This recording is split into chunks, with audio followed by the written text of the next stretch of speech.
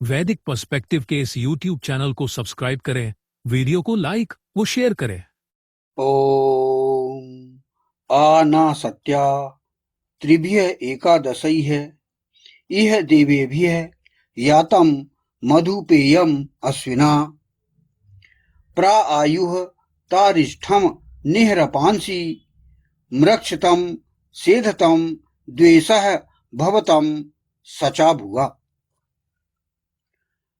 आ जाओ जो असत्य नहीं है, 3 अर्थात त्रिसप्त, 11 अर्थात इंद्रियों सहित यहाँ दिव्यकर्म करने वालों के साथ माधुर्य के पान के लिए हे अश्विना पुरुष औरत युगल, प्रकृष्ट रूपेण आयु को पार करते हुए, निरंतर पापों को द्वेष को दूर करते हुए, साधना करते हुए, संयुक्त होते हुए।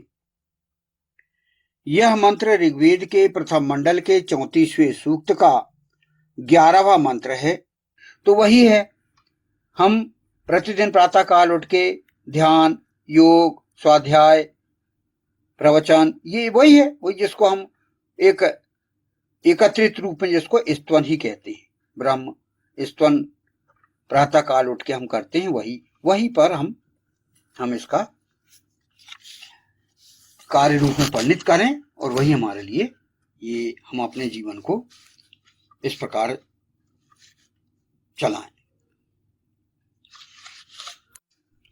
अब इस मंत्र का अंतिम फुटनोट है, वह हम इसको लें।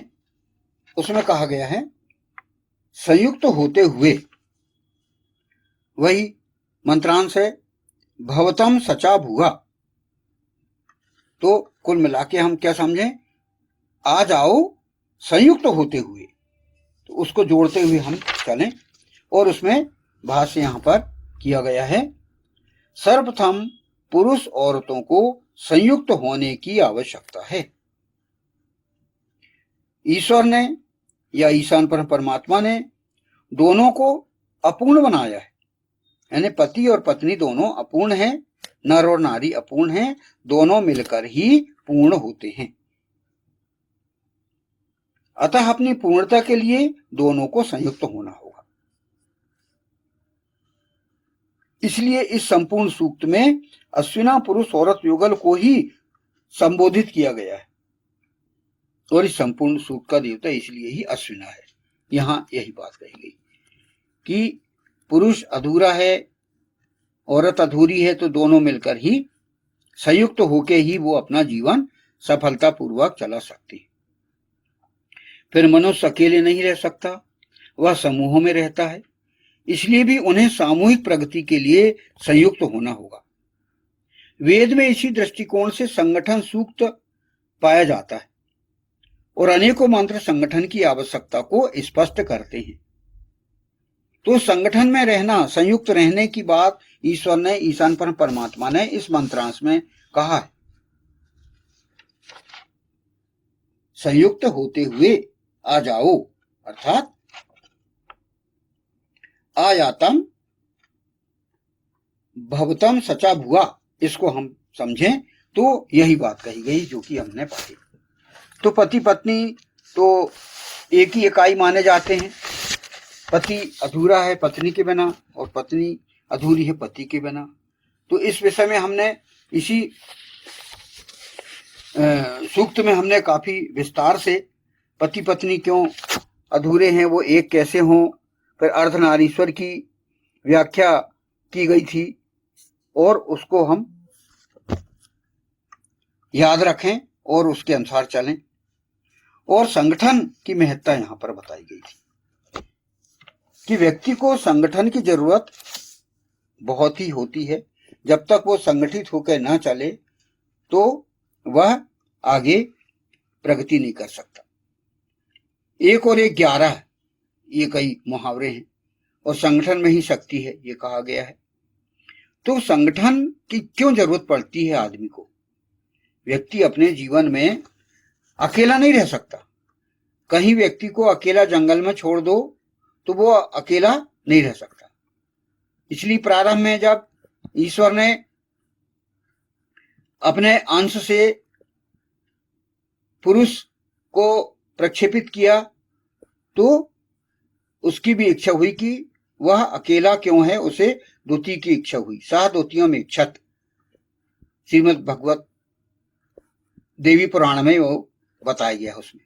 तो इसलिए ईश्वर ने फिर उसे वाम अंग से नारी प्रदान की, उसी के पुरुष शरीर से विक्षेपण हुआ नारी का, तो वही जो है उसको, उस शरीर को दो किया उन्होंने, तो वो युगल बने और युगल होके अपना दाम्पत्य जीवन जीने के पश्चात एक समाज बनाया उन्होंने, और समाज में भी रहने की पूरे नियम बताए, क्योंकि व्यक्ति अकेला नहीं रह सकता, उसको संगठन की जरूरत होती है। वेद में संगठन, जिसको कहते हैं एकता अर्थात मिलकर चलना, एक अत्यंत सुंदर वर्णन ऋग्वेद के प्रसिद्ध संगठन सूक्त में मिलता है। उसका संगठन सूक्त है एक पूरा, और यह जो संगठन सूक्त है वह ऋग्वेद के 10वें मंडल का 191वां सूक्त है, वो जिसको संगठन सूक्त कहा जाता है। उसमें कहा गया है, संगच्छध्वम संवदध्वम संभो मनासी जानताम देवा भागम यथा पूर्वे संजा नाना उपासते। इसका अर्थ है, आप सब मिलकर चलें, मिलकर बोलें और आपके मन एक समान हो, जैसे पूर्व काल में देवता मिलकर मीटिंग करते थे या एक साथ रहते थे। ये वेद के मंत्रों से आपको ज्ञात होता है। तो ये कुछ मंत्र हमें संगठन बनाए रखने के लिए प्रेरित करते हैं। फिर दूसरा मंत्र है, समानो मंत्र समिति समानी समानम मनः सहचित्तमेषाम। समानम मंत्रम अभिमंत्र ये वह समानेन वो हविषा जुहोमि। अर्थात आपका विचार, लक्ष्य और मन एक समान हो और आप सबको एक ही उद्देश्य के लिए प्रेरित करता हूं, ये ईश्वर का कहना है। ये संगठन सूक्त के कुछ प्रसिद्ध मंत्र हैं।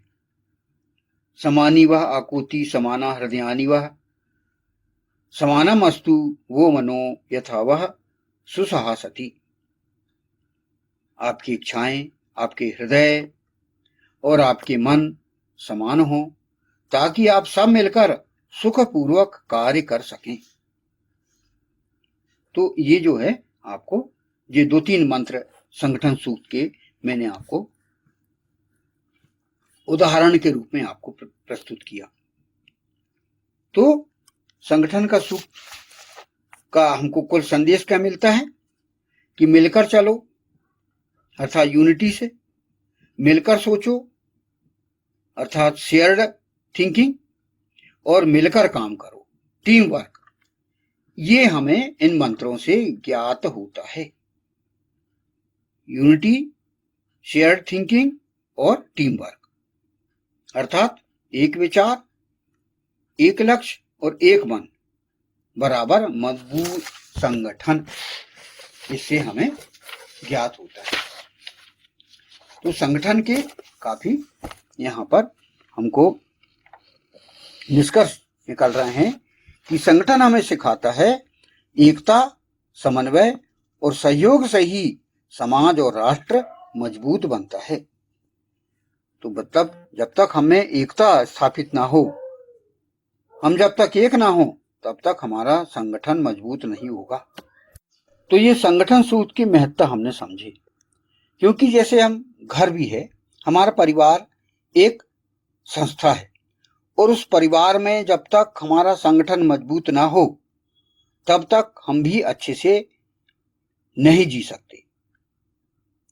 अतः हर जगह संगठन की महत्ता है। हमारे परिवार में, समाज में, राज्य में, राष्ट्र में, विश्व में जब तक मजबूत संगठन ना हो, तब तक हम प्रगति नहीं कर पाते। तो संगठन की आवश्यकता तो पड़ती ही है। मनुष्य अकेले सीमित रहता है, लेकिन जब समूह में उसकी शक्ति, क्षमता और प्रभाव कई गुना बढ़ जाता है, समूह में जब रहता है तो। इसलिए तो समाज, राष्ट्र और हर कार्य के पीछे संगठन की भूमिका होती है। हाँ, कई जगह आप संगठन आप देख लो, हर जगह संगठन ही सक्रिय रहता है। संगठन की शक्ति को आप छोटा ना समझें। तो संगठन की शक्ति क्या होती है? अकेला व्यक्ति बहुत कम काम कर पाता है, लेकिन बहुत से लोग एकत्रित होके ज्यादा काम कर पाते हैं और अधिक काम हो जाता है।